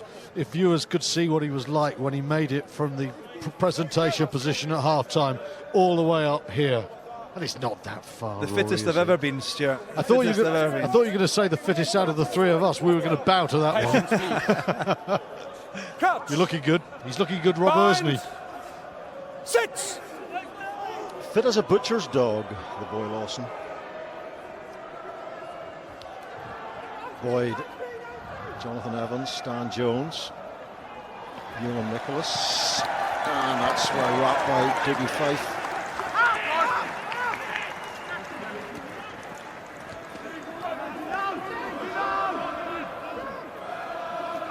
Evans to his halfback partner. Tom Rogers is on now, teenager, 3 starts on the wing during the Anglo-Welsh Cup in Edinburgh. I've got this ball again. Can they keep the ball in play again for another few minutes? What a tackle coming in there. Really strong hit by Lewis Rollins. And it was a rib tickler, a rib cracker, that one. Maybe just have a look at the timing of that. We've got time because he's injured. We're going to take a look at it. So it wasn't clear enough. Actually, it literally cracked a rib. Let's hope not. Oh, Jaco van der Walt felt all of that. Also, who's created the danger? It's a perfect tackle. Lewis Rawlins, he looks very much like Shingler when he plays. There is absolutely, the bloke's in the air, but he's catching the ball. It's the perfect destructive tackle. He anticipated the wider pass. The pass was high to Van der Walt. He shut down the space and made the tackle. Now, on the super slow-mo, we can see that Van der Walt's foot might be a centimetre off the ground still, but when you're fully committed like that, it's impossible to stop. Oh. Yeah, I think you look at that and you say, great tackle. And Van der Walt is in pain there, and he's going to say to his mate, thank you very much for that pass when they're having a quiet beer tonight. But, the game is essentially a thing of violence. What you want is controlled violence, and that's what it is. The crowd don't go, oh, that was horrible. They're saying, wow, what a tackle that was. And it wasn't a hit. That was a perfectly placed tackle, wasn't it? Shoulder, second arm, technique pure. Absolutely. Look, sounds like Stuart Berry's had a look at it as well. He's happy with it, fully committed. Well, things going well for Edinburgh. How does Richard Cockerell, their coach, see it? He's with Graham Simmons. Mark, thank you very much. Richard, how comfortably are you sitting at the moment? Just a bit frustrated with our accuracy. Look, really good turnover, and then we play ourselves into a hole. But the scoreboard's good for us. We just have to keep our composure, see this game out, and make sure that we take the 5 points. What's pleased you most about what you've seen from your team today, Richard? Because we've seen some pretty good stuff. So we got a really good start. We actually can play some rugby. We're actually a pretty good rugby team. We can score some nice tries, which is good from us. Just that little bit of composure when we're in front, and actually to control the game a bit better. And the Scarlets are a good side, and as we've seen, they've put us under a lot of pressure. And in terms of the response you got from your team when you challenged them this week, look, get out there, take the pressure, perform. The response you got, how pleasing has that been?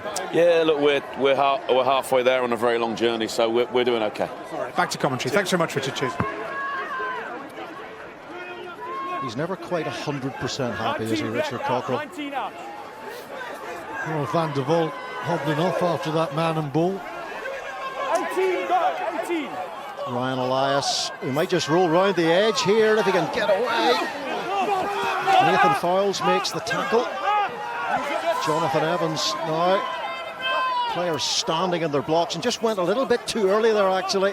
Had to retreat, so they didn't get a man hitting the ball at pace.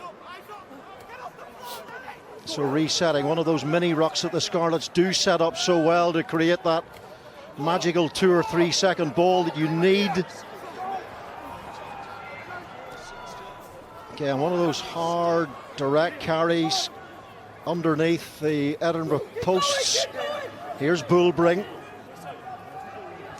Jonathan Evans just switches play to Lewis Rollins, who has forced the removal of Jaco van der Vault from the field. Duncan Weir is on in his place.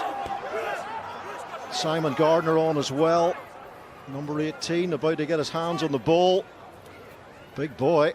Here's Dan Jones. Can he work his way through the minefield there? It was a veritable maze of Edinburgh defenders. The answer was no. Sean Evans, 3 tries for Wales in the under-20 Grand Slam team of a couple of years ago. Another of the youngsters.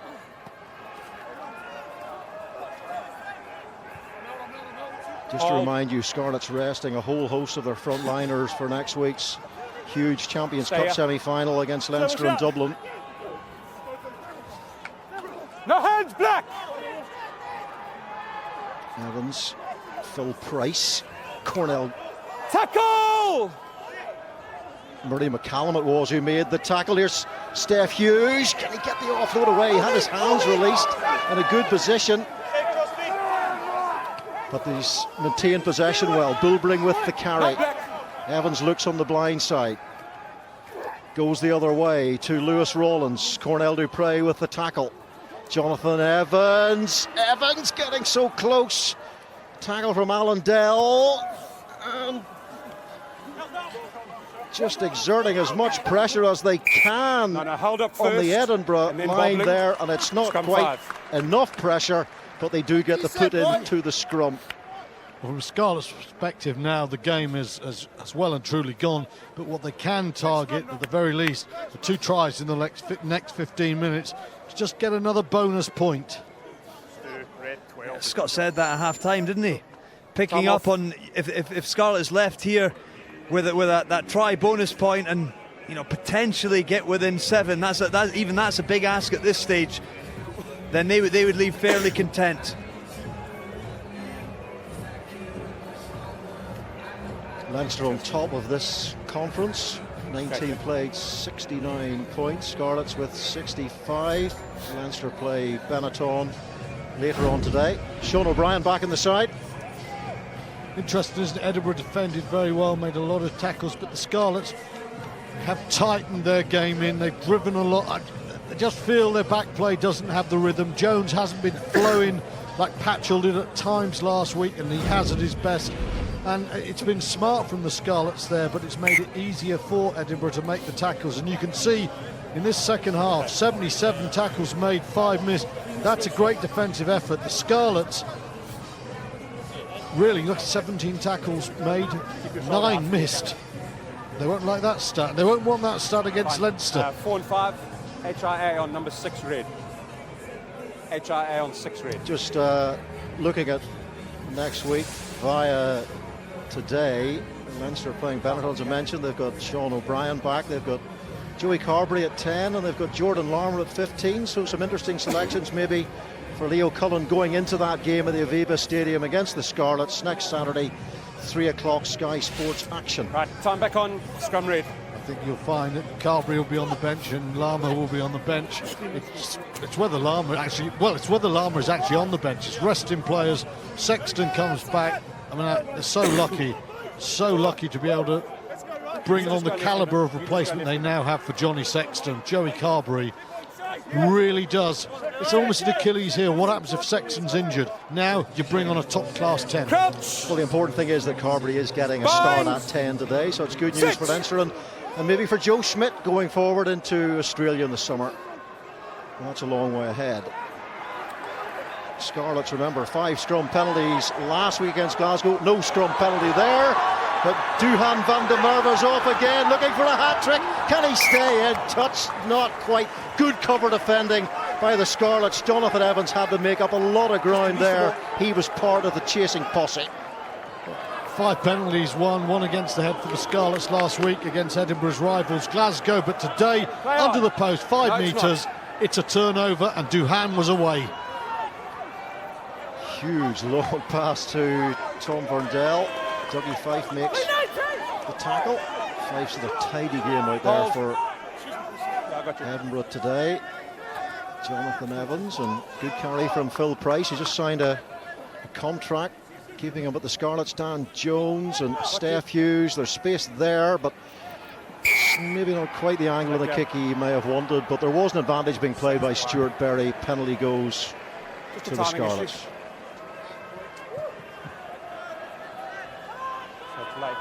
Skip, who's captain? Van der Merwe's not been bad today, has he? Late tackle, penalty. He only knows one way, doesn't he? He really does. But again, I mean, that's one for the forwards. Great to take a scrum against the head there. From number 6. He's a powerful man as well. As I called him earlier, the Adonis of the Athens of the North. He is a sculptured, muscled individual, isn't he? Powerful. Indeed he is. I was just looking around the 3 of us to try and find something to compare him to, but I struggled enough that I was silent. If he's the Adonis, where is the Venus of the afternoon, Mark? Ooh, 131 metres made from Duhan on those 10 carries. Top metre maker in the match today. Josh Helps with the take. That's your first stop.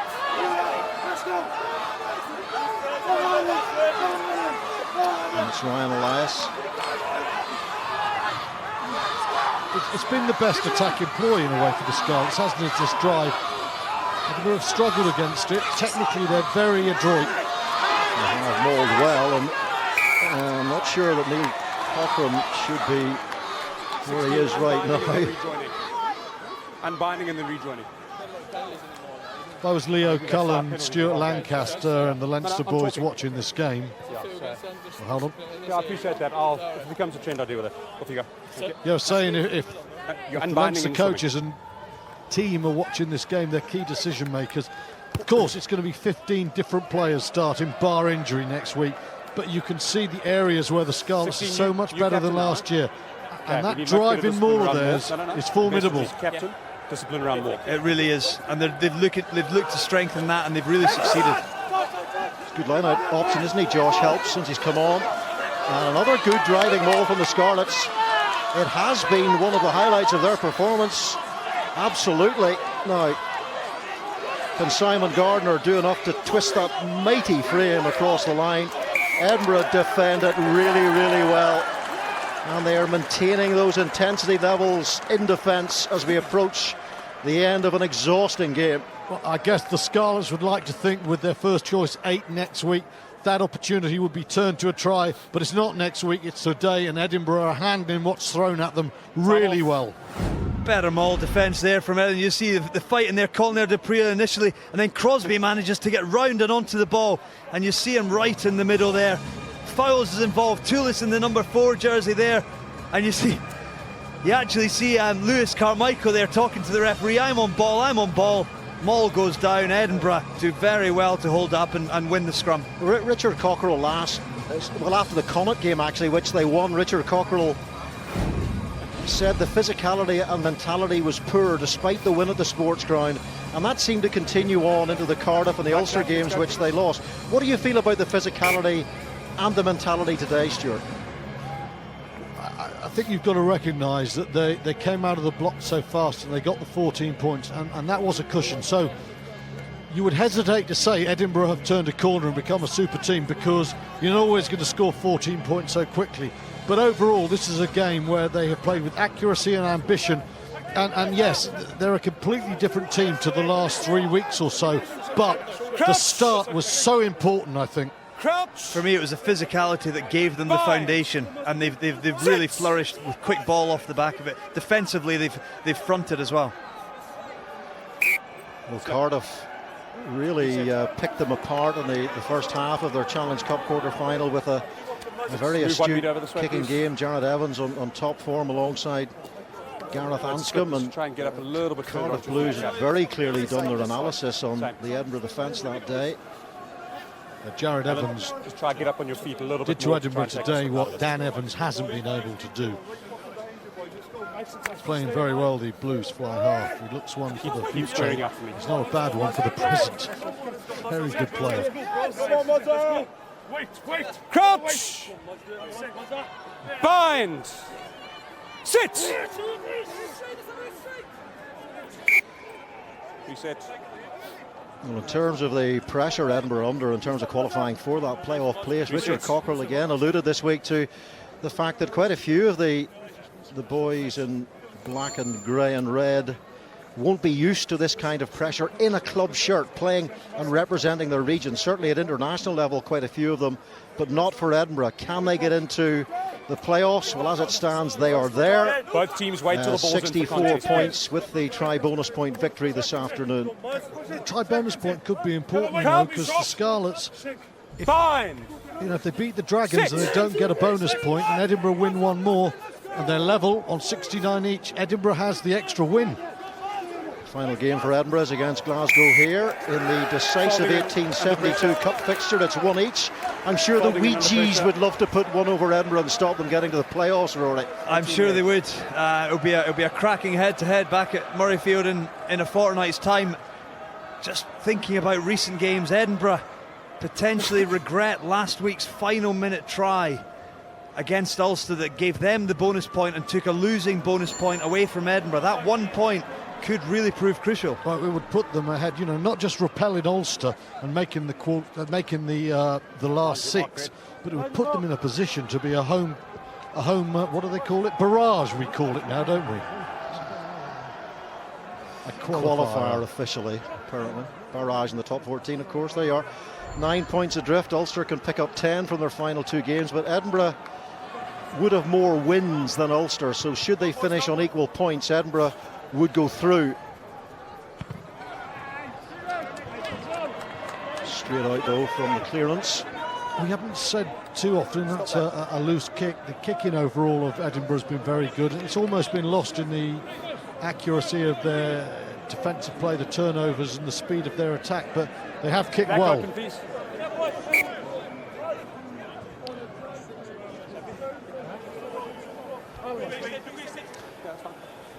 Duncan Weir's been superb for Edinburgh in recent times, coming off the bench against Connacht.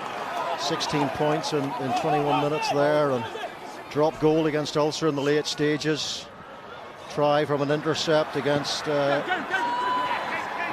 Ulster to bring them back into the game. A try off a charge down against Connacht, and Weir is on for the final 7 minutes here. So can he make an impact again? They don't quite need him so much in this one. They needed Weir to produce the magic in those previous games to offer Edinburgh salvation. Steph Hughes to Ewan Nicholas. Delicate little kick through. Was Jonathan Evans onside there? Dougie Fife goes down well, collects the ball well. Good concentration by Fife. He's not got the headlines today, but he's done everything asked of him really well, attack and defence. Lewis Carmichael, who spent a season with the Western Force. Hughes. Scotsman is on now, the 22-year-old in the second row. And no touch found. Now Tom Rogers. Dan Jones and Tom Barndell, the wide outside, but Dan Jones cuts his way again through the centre of that Edinburgh defence. Duncan Weir makes the tackle. So they've found some purchase through the centre of the Scarlets today. The spine of that Edinburgh defence has been tested and breached.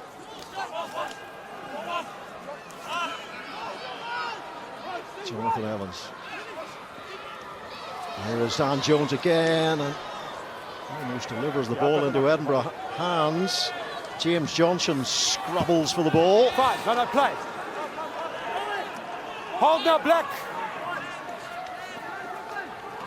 Steph Hughes outside to find a support runner, Jonathan Evans. Again, and through on the ball. Here is Duncan Weir. Now, he's shown a lot of pace in recent weeks. It's Mark Bennett, though, he gives the ball to deliver the final thrust for Edinburgh.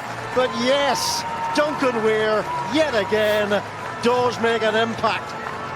Well, he's not the quickest, but his mind is working super fast all the way. Weir knows he's not going to get there, but the lines he's picking is just pulling Scarlets defenders to him, and Bennett has real pace, and Bennett was just able to pick the man off.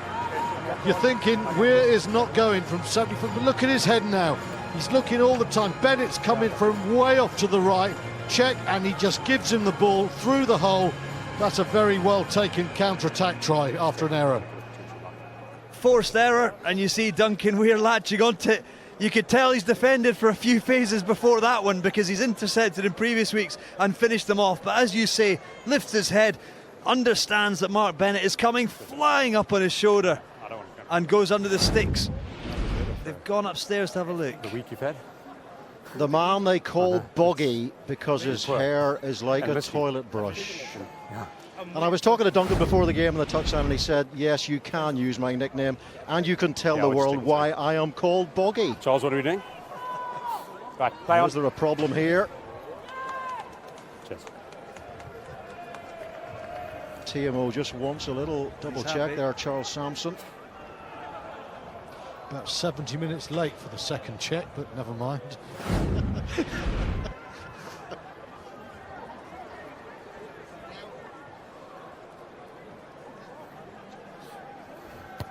So 47 points to 14 for Edinburgh, and with 3 minutes to go, it's time for the Guinness Pro 14 man of the match. Well, at 40 minutes we lost Blair Kinghorn, who was devastated for that period. At 60 minutes, Sam Hidalgo-Klein went off after an absolutely superb performance, but he's gone the duration. Magnus Bradbury at 6, line-outs, defence, turnovers, scoring tries. He is our Guinness man of the match. Josh Helps is hit hard there by Alan Dell, who was one of the Geography 6 on the British and Irish Lions tour. Dan Jones, Steph Hughes, and into the line comes Tom Rogers. Thank you. Will Boyd, support from Sean Evans, played in the World Juniors a couple of years back.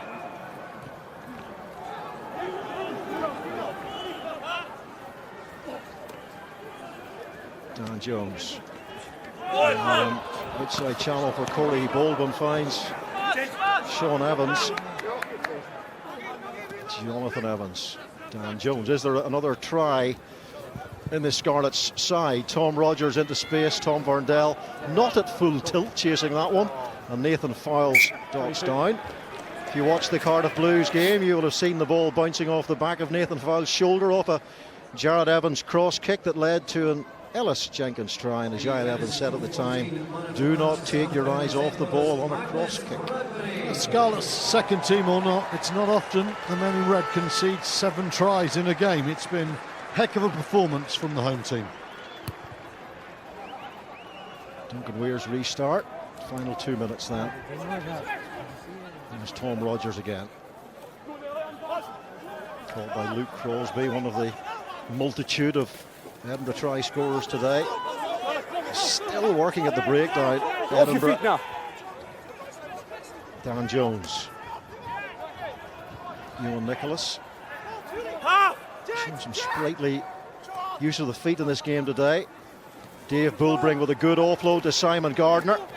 Over 50 games for the Scarlets, but not that many starts for the big fella.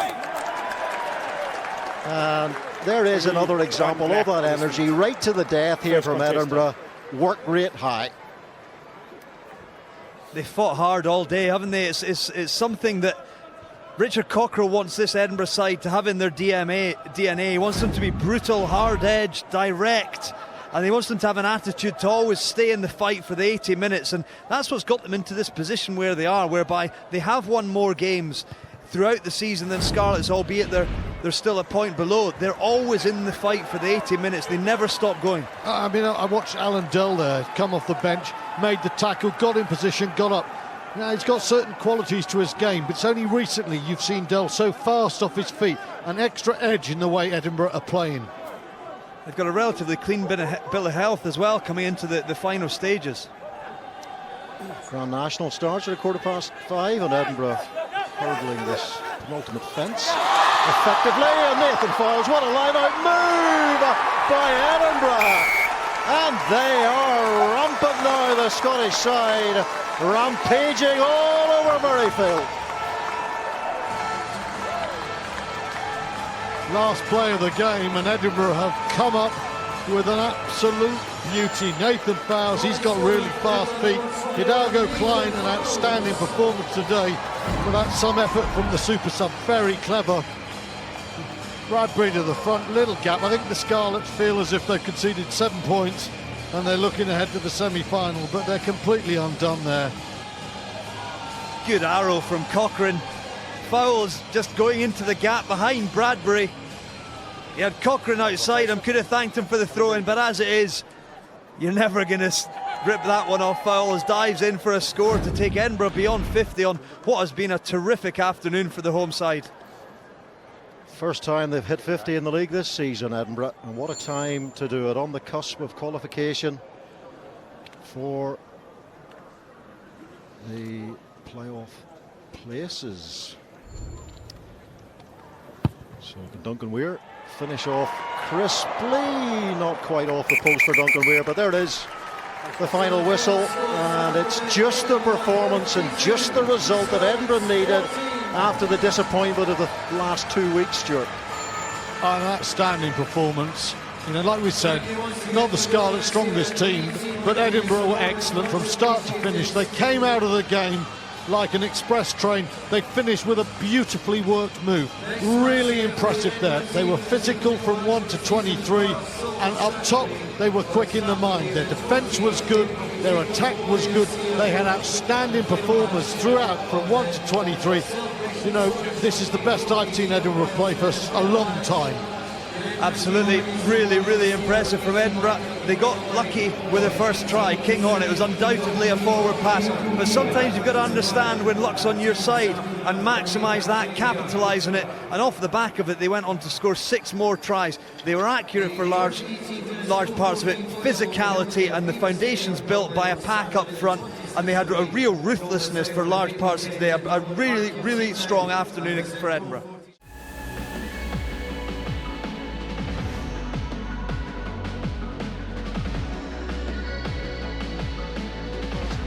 Edinburgh hurdling this penultimate fence effectively, and Nathan Files, what a line-out move by Edinburgh, and they are rampant now, the Scottish side.